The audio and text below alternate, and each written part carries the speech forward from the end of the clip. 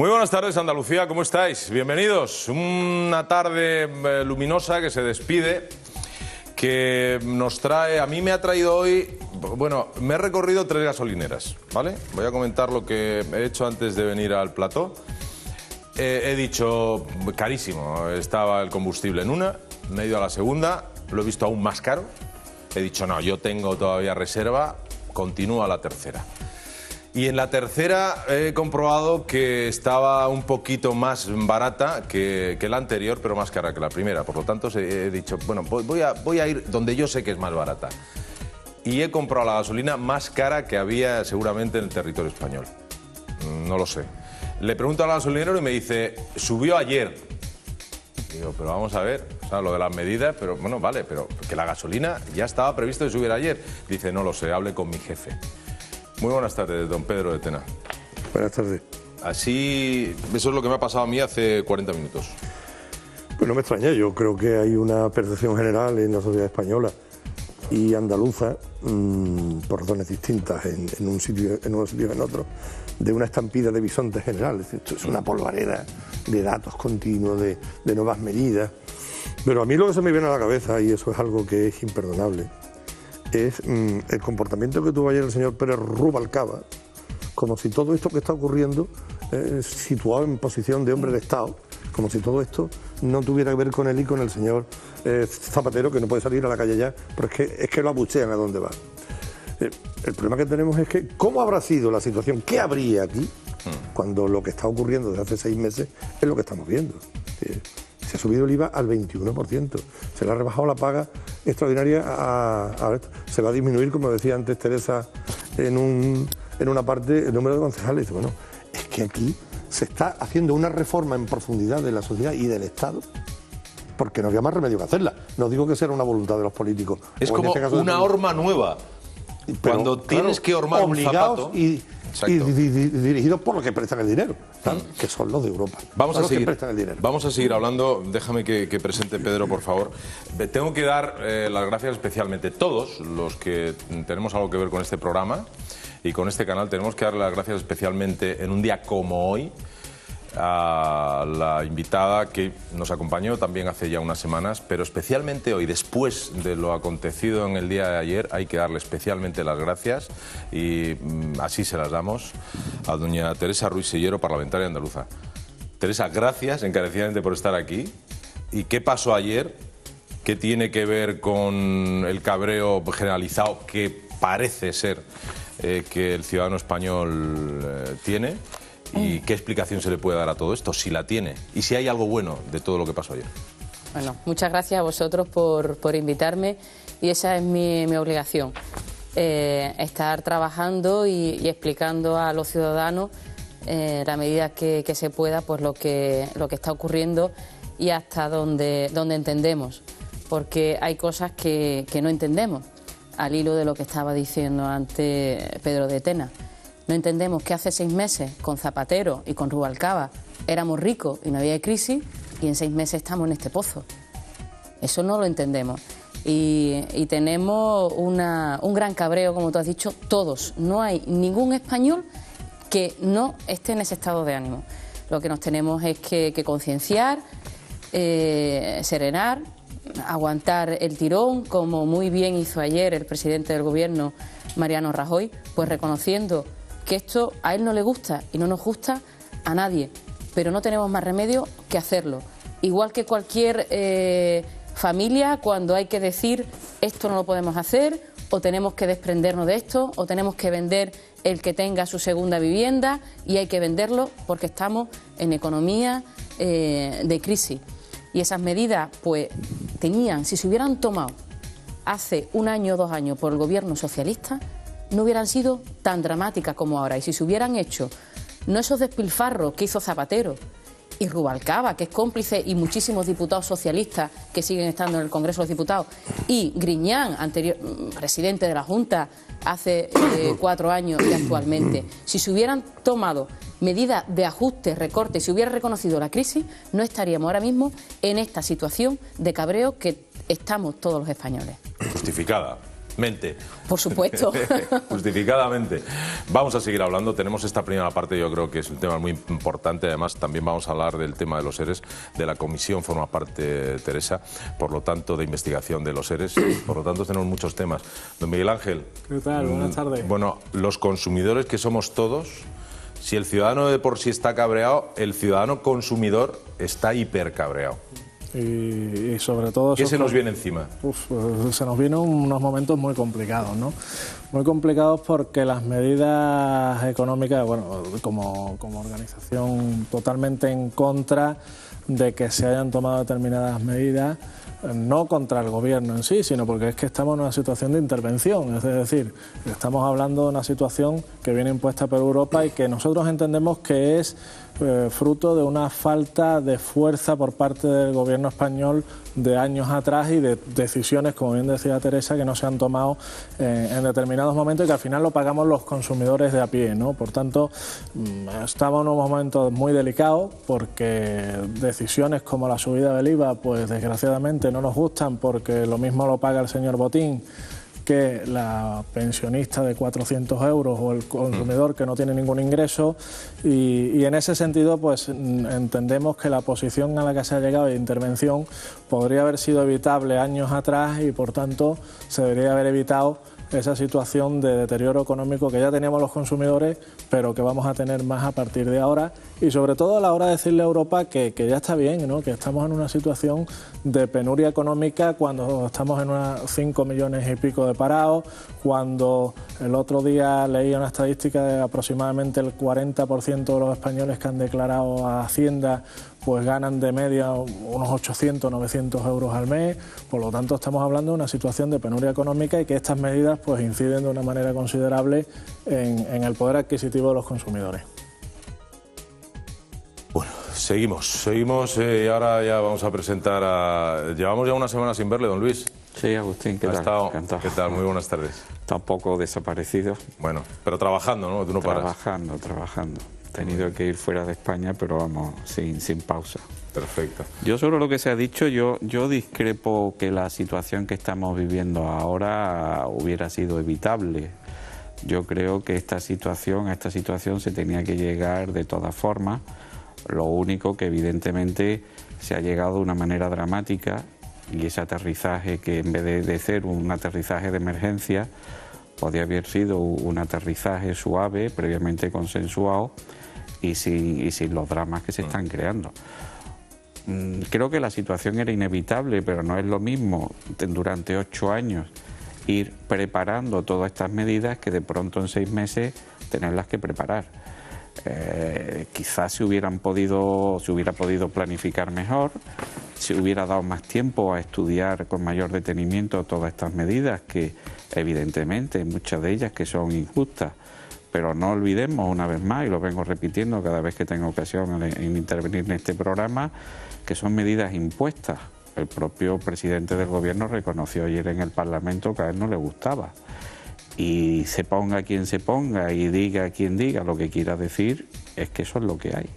Oye, Luis, parte del gobierno son colegas tuyos, son abogados del Estado. Sí. ¿Tú crees que el gobierno se está asesorando bien por parte de estos tecnócratas, por gente como tan preparada como lo estáis, los abogados del Estado en este país? Yo he comentado ya en este programa, sí, efectivamente, tengo muchos compañeros, además amigos muy conocidos y, hombre, con los que hablo con ellos con cierta asiduidad, que, hombre, son los primeros que están preocupados por la responsabilidad que están teniendo, porque son perfectamente conscientes de que cualquier medida que sugieren como técnico, que sugieren al gobierno, pues tiene todas estas repercusiones. Incluso planteé el caso de un compañero mío, una excelentísima persona, casada con una médico, y su propia mujer le está diciendo, oye, ¿qué estáis haciendo? Que es que yo me voy a Alemania y me voy con las niñas a Alemania, esto no se puede seguir. Es decir, que ellos mismos sufren en sus propias carnes este drama que a nivel nacional estamos sufriendo todos los españoles. Y yo decía que bueno, que eso es síntoma de patriotismo y de que si lo hacen es porque no tienen más remedio, porque ellos lo sufren como todos los demás. Todos ellos, como abogados del Estado, son funcionarios públicos. Es decir, todos los recortes que se apliquen a los funcionarios públicos, ellos los van a sufrir como los demás. No creo que nadie haga eso si realmente entiende que no es necesario o si, como siempre me transmiten, son condiciones que vienen impuestas y que dejan al gobierno sin prácticamente capacidad de maniobra. No tenemos que olvidar también, y sería bueno echar mano de hemeroteca, de que medidas quizás no tan dramáticas porque fueron más planificadas, a lo que hemos referido antes, cuando se unieron las dos Alemanias. Eso supuso un impacto brutal en Alemania occidental, que prácticamente tomaron medidas muy similares a las que está tomando ahora el gobierno español. Pues claro, se incorporó una clase trabajadora muy cualificada, pero con unos sueldos paupérrimos, y todo eso hubo que integrarlo en el sistema productivo occidental e incorporarlo a todo el sistema alemán. Eso no se hizo sin esfuerzo. Y muchas de las medidas que se tomaron pues son similares a las que estamos tomando ahora. ¿Quieres decir que podemos llegar a estar como Alemania, siendo muy optimistas, de aquí a unos años? Bueno, lo que está, vamos a ver, lo que está claro es que no podíamos seguir como estábamos. Eso está claro. Lo que parece claro es que primero tenemos que dar ese parón y tenemos que adecuarnos a nuestro nivel de vida que realmente podamos mantener, que eso va a ser trágico. Una vez que estemos viviendo de acuerdo a nuestras posibilidades, que puede ser este año y quizás el año que viene, 2012, 2013, a partir de ese momento, que ya incluso la Unión Europea lo está planteando también, a partir de ese momento podrán empezar a plantearse cuestiones que alivien la economía. Porque, por ejemplo, una de las cosas fundamentales es la falta de liquidez en el sistema financiero y la falta de préstamos a las pequeñas y medianas empresas. Es clarísimo que hasta que no se produzca el saneamiento total del sistema financiero español, esa base fundamental de la economía española no va a entrar en funcionamiento. Entonces, empeñarse en que eso funcione ahora cuando no puede, porque es que no hay dinero, pues entonces es lo que nos queda, ¿no? Participa ya, porque esta primera parte me da la impresión de que vamos a dedicarla a lo que tenemos todos en la cabeza, que es lo que pasó en el día de ayer. Da gusto, ¿no?, oír a los contertulios hablando en serio, ¿no? Porque yo cada vez que veo...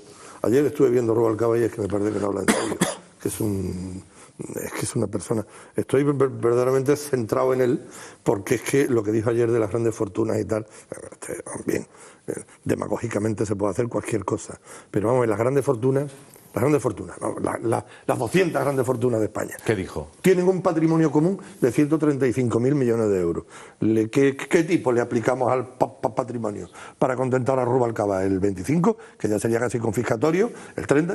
Con eso no se paga siquiera el déficit que dejó el PSOE, la diferencia del déficit, del 6 al 8,3. Es que ni siquiera se llegaría a pagar eso.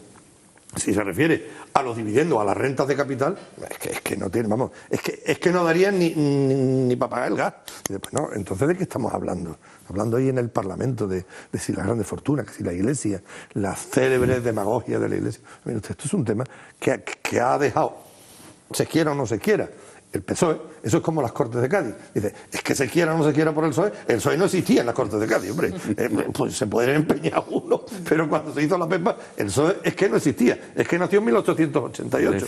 Pues aquí pasa igual. En esta crisis, se quiera o no se quiera, el que ha estado en el meollo, el que no la ha resuelto, el que no la detectó o no la quiso detectar, y el que la ha legado a su sucesor ha sido el PSOE. Luego, por tanto, ¿a quién le va a extrañar? Por ejemplo, que en las encuestas baje el PP. Porque es que aguantar el coste electoral de todo lo que se está haciendo es muy alto. Pero es que baja más el PSOE. Y dice, claro, porque la gente ha empezado a detectar quién ha sido, en qué infierno se generó este purgatorio. No, que decía que Churchill decía que los hechos son tozudos. Es decir, que tú te podrás poner como te quieras poner, pero eso es lo que hay, es lo que hay. Pero Luis, decía Lenin que si los hechos no están de acuerdo con su teoría, peor para los hechos. Peor para los hechos. Valorando el conjunto, todas las medidas, con el dramatismo que no hay que quitarlo y la preocupación que tenemos todos, hay puntos que van a mejorar la competitividad de la economía, porque está pasando desapercibido que se ha acordado la rebaja en un punto en la cotización a la Seguridad Social para este año y para el año que viene la rebaja en otro punto. Eso es vital para la competitividad, porque nosotros tenemos mayores costes laborales que otros países europeos, en 5 puntos.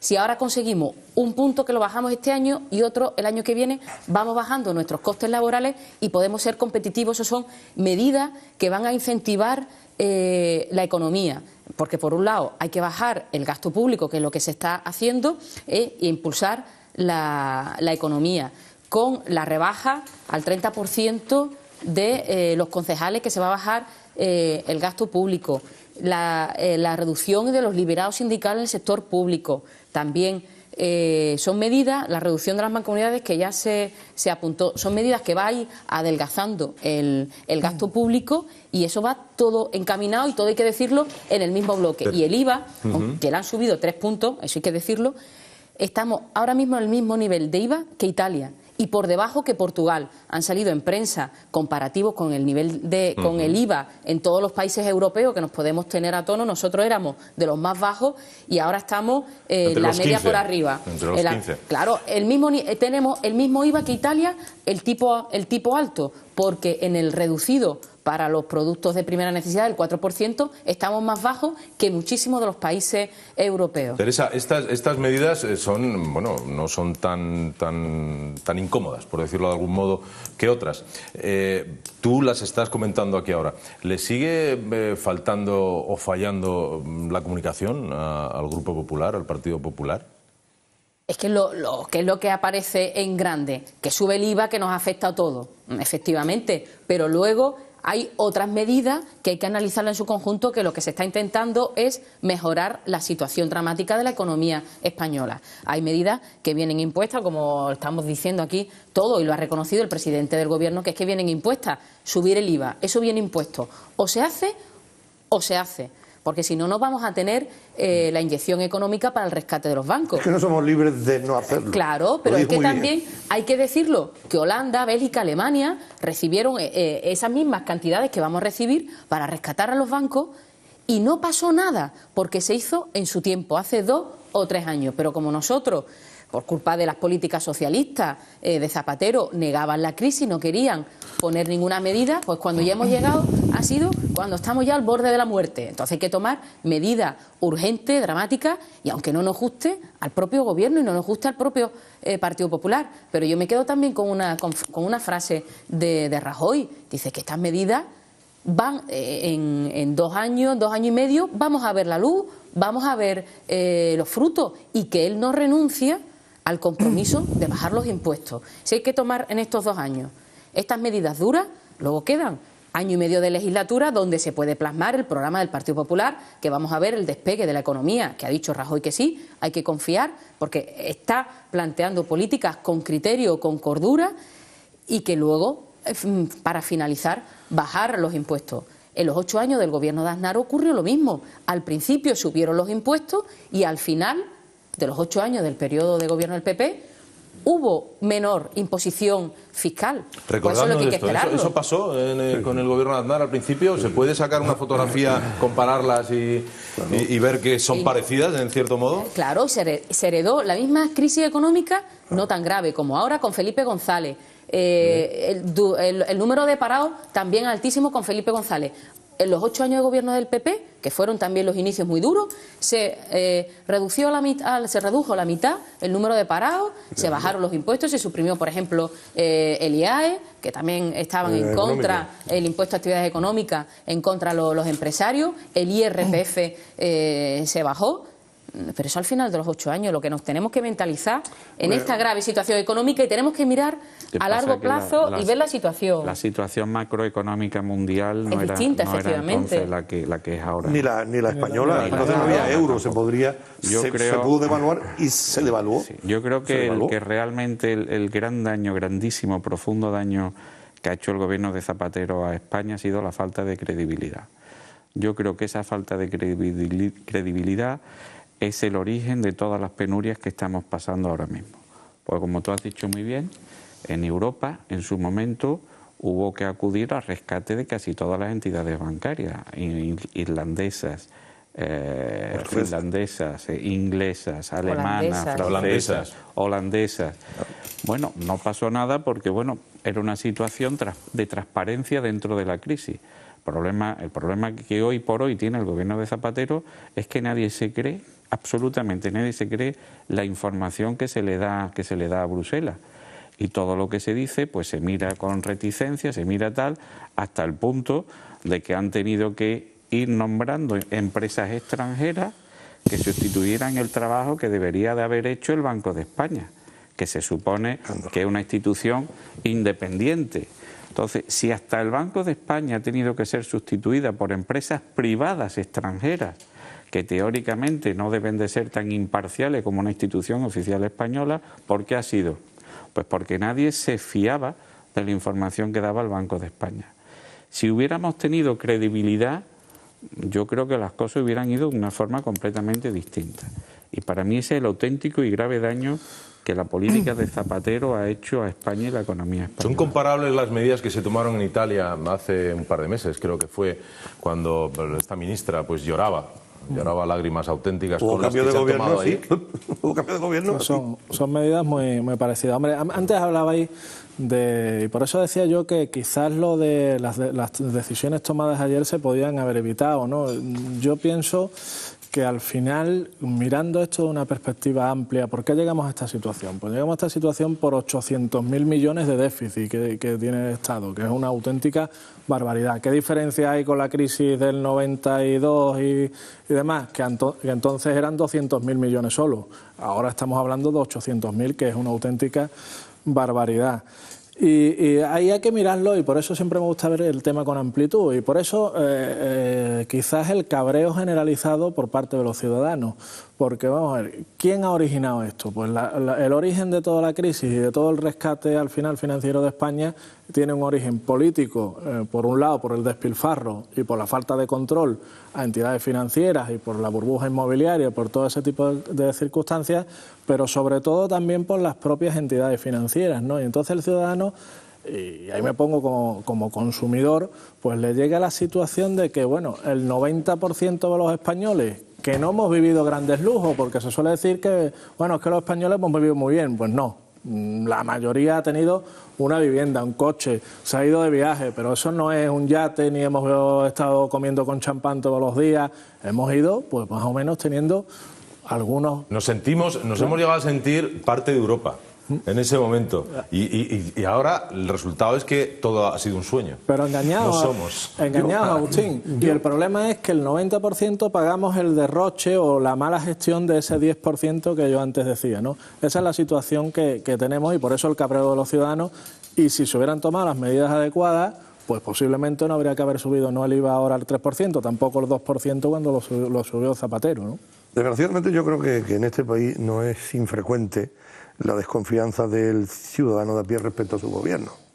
En el Cid Campeador, en el poema del mío Cid, hay una famosa expresión donde se decía: qué buen vasallo, si hubiera buen señor. El problema es que en este país buenos señores hemos tenido bastante poco. O sea, que los españoles somos buenos pero mal dirigidos. No, los españoles tampoco es que seamos buenos, simplemente que no tenemos confianza en las instituciones, no nos fiamos de ellas. Es decir, ¿por qué? Porque es que los ejemplos que dan son muy malos. Ahí tenemos el Consejo General del Poder Judicial, hasta hace bien poco, una trifulca interna, una riña de verduleras. Aún sin aclarar todo. Bueno, sin aclarar. Y dices, bueno, estos son los que te van a juzgar después. Es decir, te entra un poco así de repelú. Y dices, estos me van a juzgar a mí. Cuando ves una jueza como la jueza Alaya, íntegra, recta, clara, que va por... Joder, la gente la endiosa, tampoco es para eso, hace lo que debe, punto, ya está. Pero voy a esto, la gente porque tiene dos opciones en este momento: o cabrearnos, irnos a la calle todos, hacer una manifestación brutal, indignarnos como los del 15J, irnos a la calle y que le den viento fresco esto, y salga el sol por Antequera, y nuevas elecciones políticas, y aquí que salgan lo que sea, o ponernos detrás de un gobierno que está haciendo las cosas que cree que está haciendo, pero está haciendo cosas. Es que anterior es que no hacía, está haciendo cosas. ¿Cuál es la tesitura? Hombre, por una parte está una izquierda tentada de que las calles se incendien para forzar unas elecciones que no les beneficiarán en absoluto, porque seguramente volvería a salir Mariano Rajoy y el Partido Popular con otra mayoría absoluta, porque es que no se ve alternativa. ¿Tú ves qué alternativa es el PSOE? ¿Cuál? Si hasta bajan las encuestas, es que no hay ninguna. La izquierda no tiene alternativa a esto, más que la crítica a la Iglesia, lo de las grandes fortunas, pero no hay una alternativa a la situación de crisis brutal que tiene el país. ¿Por qué se enfada la gente? Coño, es que tenemos aquí, dice, ¿Qué impuestos pagan los españoles? Antes estaba haciendo unos cálculos aquí y decía 161.000 millones derivados de los diferentes impuestos, 70.000 del IRPF, clases medias y bajas, clases medias y clases salariales, 50.000 de IVA, sobre todo clases medias y bajas, 16.000 de sociedades. Ahí vamos a dejar lo que puede ser que afecte a algunos ricos, bueno, algunos grandísimos ricos. 19.000 millones alcoholes, clases medias y bajas, alcoholes, gasolina, coches, gasolina y bajas. 6.000 de impuestos de transmisiones patrimoniales, pisos, vivienda, clases medias y bajas. Joder, es que tenemos una estructura fiscal donde las clases medias y bajas, especialmente las clases trabajadoras, se están llevando un palo sistemático y continuo. Y de, claro, esto es lo que enfada a la gente. Esto es lo que enfada. Si esto le pone y dice, vamos a ver, 500.000 políticos, grosso modo, entre concejales, tal. 3 millones de funcionarios largos, 5.600.000 parados y 9 millones de pensionistas, dice, vamos a ver, los que quedan son los que trabajan, 16 millones, 17 millones. Para pagar todo esto, para pagar a todo esto, dice, hombre, vamos a ver, alguien tiene que dirigir esto con un cierto sentido. Y voy a lo que decía Luis, que a mí me gustaría que ampliara más lo que dijo antes. Lo vamos a hacer después de publicidad. Si esto hubiera sido objeto, una reforma del Estado y de la sociedad española consensuada, pacífica, tranquila, pensada, razonada, de forma que los ciudadanos viéramos que estamos en manos de un buen señor, pero se está haciendo a la fuerza porque nos han obligado, sin que ni siquiera el gobierno tenga posibilidades de hacer otras cosas, y estamos reformando el Estado profundamente. Incluso Rosa Díez pedía ayer que las 17 comunidades autónomas vamos a darle largas. Bueno, pero es que eso está en la Constitución, eso es una reforma constitucional. Es que nos enfrentamos a una reforma de tales calibres que yo no creo que España vaya a salir de esto, que es el problema que yo creo que tiene Rajoy, ¿no? Rajoy necesita soluciones, datos buenos pronto, de aquí a 3 años, porque son las próximas elecciones. Si no, se va a ver abocado a tener que convocar elecciones anticipadas. Ahora mismo Teresa y Luis y por supuesto Miguel Ángel también responden a este tema. Vamos a dejarlo ahí. Vamos a hacer la primera pausa. Volvemos en nada y menos. No os lo vayáis. Gracias.